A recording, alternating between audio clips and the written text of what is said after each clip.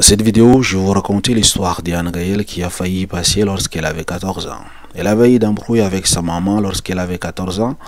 Elle a fugué. Alors, quoi de bien que de faire le stop? Et malheureusement, elle ne savait pas ce qu'il attendait dans cette voiture. Parce qu'il y avait un monstre dedans. Je vous laisse donc découvrir cette histoire par la bouche de la personne même qui l'a vécue. Cette histoire s'est passée près de Orange, dans le sud de la France, et j'avais l'intention de me rendre à Montpellier. Alors le lendemain matin, j'étais aux alentours de Orange. Il a bien fallu que je refasse du stop pour continuer ma route. Personne n'était venu me chercher, bien sûr.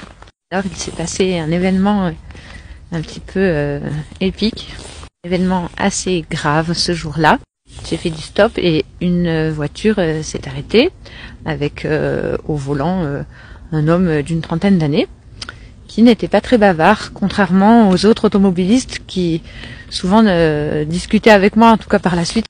Ouais, pas très bavard, et puis je sais pas, j'étais un petit peu mal à l'aise dans sa voiture et il me demande: et ça va, t'as pas trop peur toute seule comme ça de faire du stop? Est-ce que y a de la famille qui s'inquiète pour toi? Est-ce que quelqu'un t'attend? Donc je lui ai dit non, j'ai pas peur, avec des gens sympas comme toi, tout va bien. Malheureusement pour elle, elle ne savait pas que c'était un monstre. Donc, la personne était en train de préparer le terrain, poser des questions pour savoir est-ce que la famille va s'inquiéter pour elle, est-ce que donc ils vont envoyer les policiers à sa recherche, est-ce qu'on va lancer l'avis de recherche. Donc il préparait son plan en fait.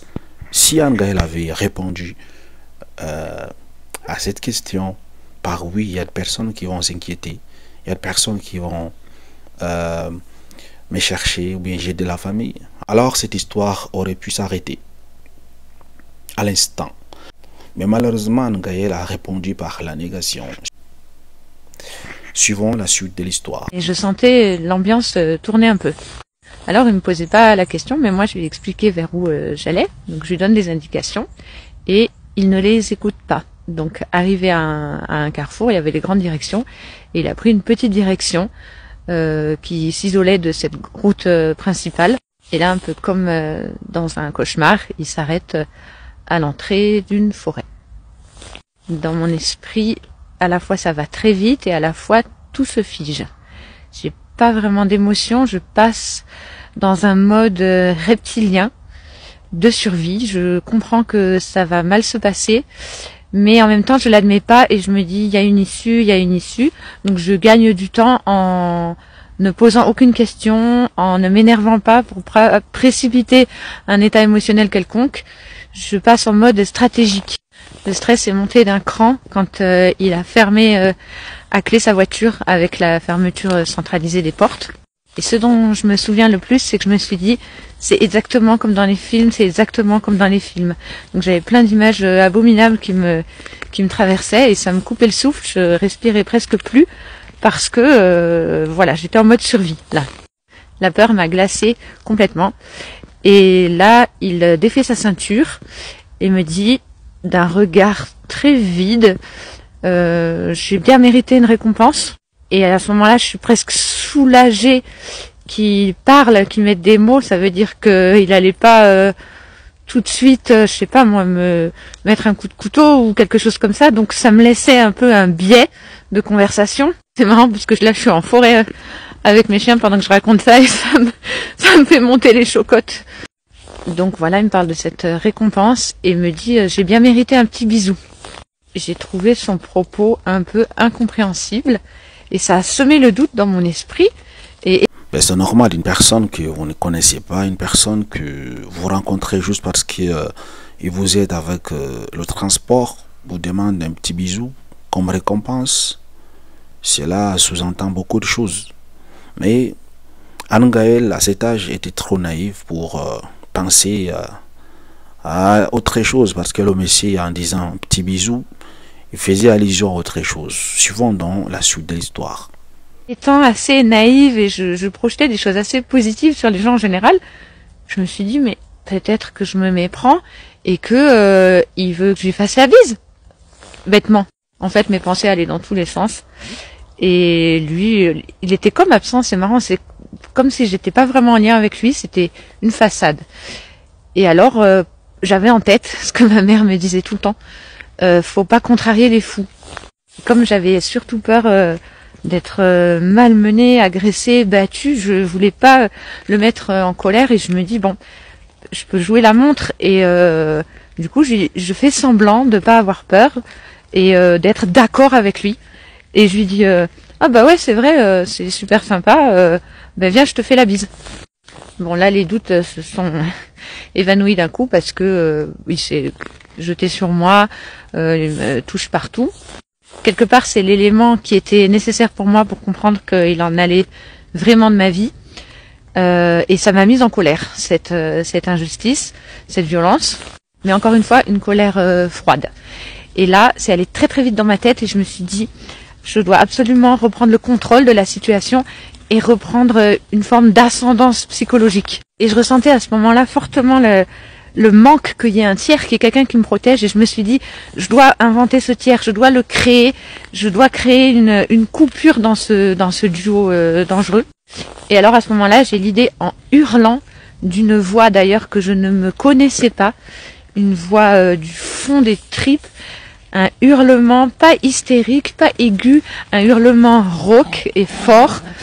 Et j'ai évoqué sa mère dans des formes d'insultes, mais en tant que personne d'autorité, genre ta mère aurait honte de toi, quelque chose de cet ordre.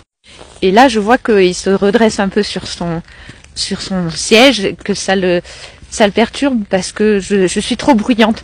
Et alors je m'agite. Et là, mon corps prend le relais parce que justement, récemment, j'avais été ennuyée par une fille à l'école et quelqu'un m'avait appris à me battre parce que je craignais de me faire taper. Et je venais juste de m'entraîner avec un petit ami d'une de mes sœurs à me battre. Du coup, j'avais ça assez fraîchement imprimé dans ma mémoire corporelle dans les bras. Pas du tout que j'ai été forte et tout, mais par contre, j'avais cette espèce de niaque. Et avec les coudes, comme ça, je lui ai mis des coups de coude, j'ai hurlé.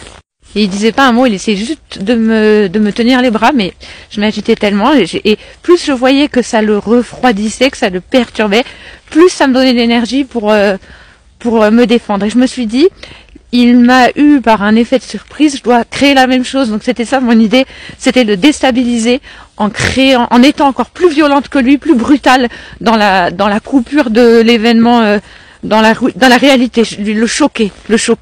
Et par chance, c'est ce qui s'est passé. Il s'est arrêté, il a ouvert à clé et il s'est penché, il a ouvert ma portière passager et il m'a littéralement lancé par terre. Et il a redémarré en criant et il est parti. J'ai alors à pied regagné la route, mais il me manquait une veste, un sac, je crois que j'avais un sac de couchage. En tout cas, je me souviens que j'avais plus rien du tout. Mes papiers, je sais plus exactement, c'est quand même loin. Et j'osais plus faire de stop pour continuer. Alors j'ai interpellé des personnes âgées qui avaient une tête sympa et je leur ai dit ce qui m'était arrivé. Et je leur ai demandé de me prendre dans leur voiture pour que j'ai pas à faire du stop tout de suite, j'avais trop peur. Et ils l'ont fait. Et voilà, comme ça, j'ai continué mon périple. En direction donc de Montpellier où m'attendaient de nouvelles aventures avec des cracheurs de feu.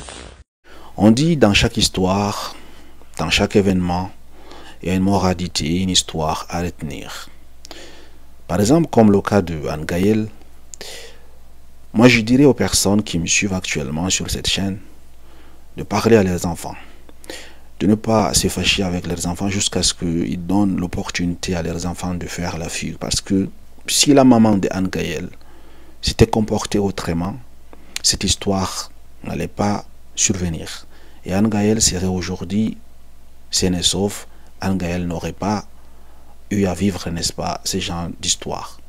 La deuxième moralité dans cette histoire, c'est de conseiller à ses proches, à ses amis, à ses enfants, d'éviter à tout prix de faire l'autostop dans la mesure du possible. Il faut utiliser les transports en commun ou bien appeler un membre de la famille, un proche, pour venir vous chercher là où vous êtes. La troisième chose que j'aimerais ajouter dans l'histoire de Anne Gaëlle, je sais que bon nombre de personnes, lorsqu'elles ont vu la face, la cicatrice d'Anne Gaël, ils ont directement pensé que ces cicatrices ont un rapport direct avec cette agression qu'elle a subie lorsqu'elle avait 14 ans. Mais rassurez-vous, c'est différent, c'est séparé. Cicatrice, en réalité, elle a eu lorsque elle était encore très jeune. On parle de 6 ans, 7 ans, 8 ans. Peut-être dans les prochaines vidéos, je vous présenterai l'histoire de sa cicatrice, parce qu'elle a subi plusieurs chirurgies lorsqu'elle était encore enfant.